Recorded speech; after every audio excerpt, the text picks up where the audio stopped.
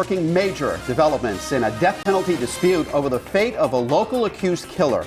As we first reported on Eyewitness News at noon, the U.S. Supreme Court decided today not to hear an appeal from the state in the Jason Pleau custody battle. Pleau faces the possibility of the death sentence under federal law for allegedly killing gas station manager David Main outside a Woonsocket bank in 2010. Governor Chafee appealed to the high court in hopes of having Pleau tried under state law, which does not impose capital punishment. But with today's decision, the legal tug-of-war now appears to be over. Eyewitness News reporter Nicole Estefan joins us live with the governor's reaction. Well, that's right. This has been a long custody battle. It was a stalled case, but with the Supreme Court's decision, it does mean this case will now move forward in federal court, as you mentioned, where Pleau could face the death penalty. And the governor, well, he's disappointed. For more than 2 years, a custody battle has catapulted Rhode Island into the state's rights and capital punishment debates. A Supreme Court decision has brought part of this case to a close, and the governor isn't happy. I am very, very disappointed. This is a states' rights issue as much as a capital punishment issue.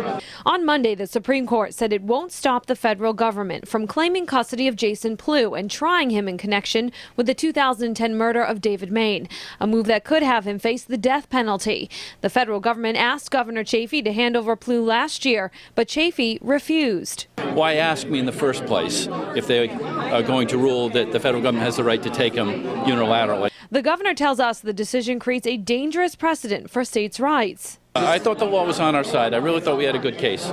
So is this the end of the road? Well, the only option left is for Chafee to ask the U.S. attorney not to seek the death penalty, something he already did last year and did not receive assurance on. Obviously, Jason Pleau is very much on a live case, too, and beyond sort of making the obvious comment that we're disappointed in the Supreme Court denying cert, I'm not going to sort of speculate about the next several steps.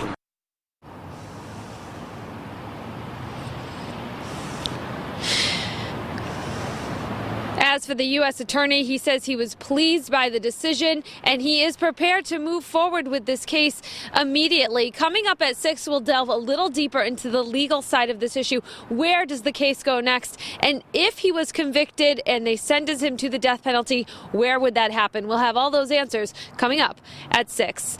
Live at the Mobile Newsroom, Nicole Estefan, Eyewitness News.